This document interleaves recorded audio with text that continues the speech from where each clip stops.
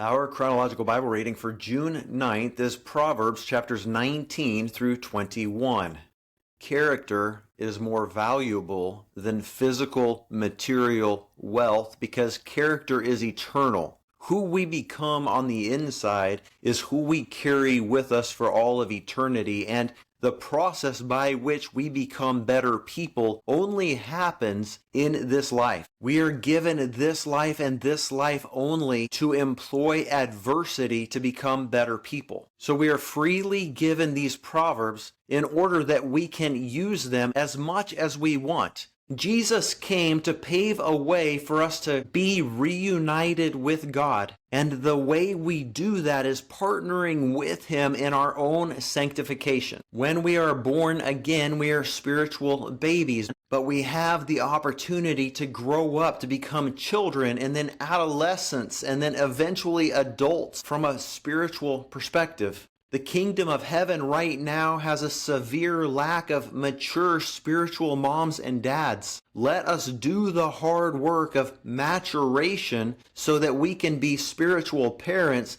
to those around us in order that we can help them become mature people as well. The more we understand the need the kingdom of heaven has for mature believers to mentor other believers, the more we'll be willing to do the hard work. A foolish person will reject these ideas. Like in chapter 19, verse 3, a person's own foolishness leads him astray, yet his heart rages against Yahweh. Everybody wants to see change, but very few are willing to endure the process of becoming changed. This wisdom is available to all, but most will not choose to apprehend it. And then, while they remain in their foolishness, they're going to blame God and blame others for the reason they're in the state they're in.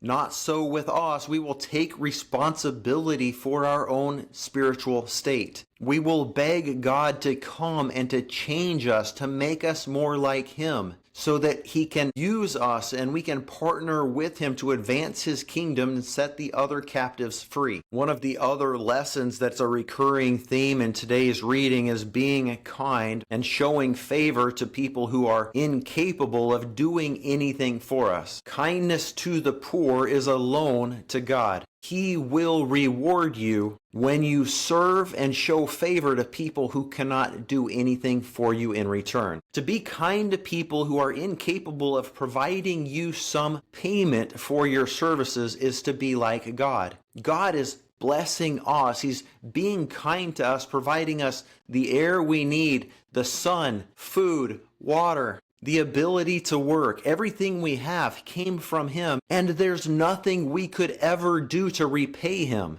For us to have a heart to bless people who are incapable of blessing us in return is to become like God. Jesus said in Matthew 25, in His parable about the sheep and the goats, that the difference between these sheep and these goats is how they served the least privilege of their brothers. Those who, like God, were kind to people who couldn't repay them, had it credited to them as righteousness. The other side of this is true as well. 21 verse 13 says, "The one who shuts his ears to the cries of the poor will himself call out and not be answered." Just like the righteous who blessed the poor were rewarded for what they had done when Jesus judges them on His return, those who are unwilling to help those in a more humble estate will themselves not be helped. Jesus will say to them on Judgment Day, "When I was hungry, you didn't feed me. When I was thirsty, you didn't give me drink.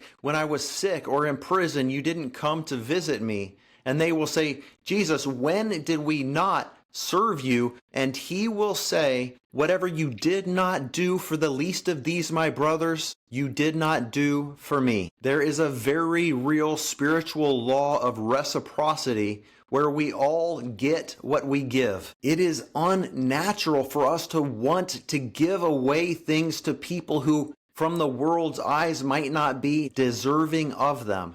However, this is why it's necessary that we pray and ask God to change our heart. It is a perfectly acceptable and pleasing prayer for us to go boldly before the throne of God's grace and say, Lord, I don't want to help the poor. Please change my heart. This is what it means for us to pick up our cross daily and follow after Jesus. He did what was most beneficial for us, not for himself. He is calling us to put our own selfish desires to death and follow him. One of the other themes that we see throughout Proverbs is God's sovereignty. Many plans are in a person's heart, but Yahweh's decree will prevail. We can scheme and make plans, but if God stands opposed to what it is we want to do, we cannot override his will. Rather than struggle and kick against the goads, as Jesus said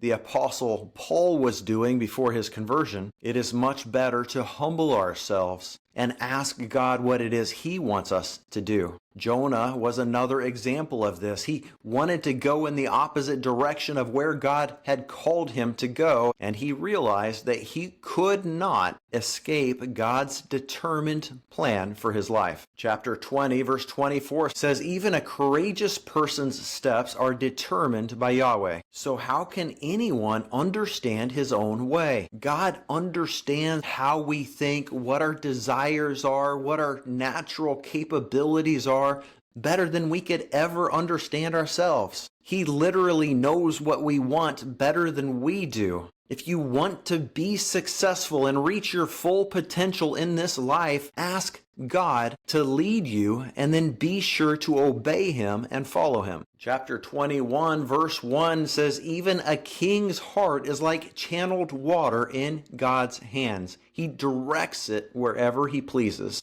Instead of being jealous of the person we view as more successful, let us just recognize that we are all called to different things. We are all gifted in different ways. Instead of comparing ourselves to one another, let's motivate ourselves to walk out the calling that God has placed on us individually, knowing that that is where we will find true joy. Above all else, let's follow chapter 21, verse 21. "He who pursues righteousness and faithful love will find life, righteousness, and honor." Nothing will ever be more satisfying than finding life, righteousness, and honor. So let's pursue it together.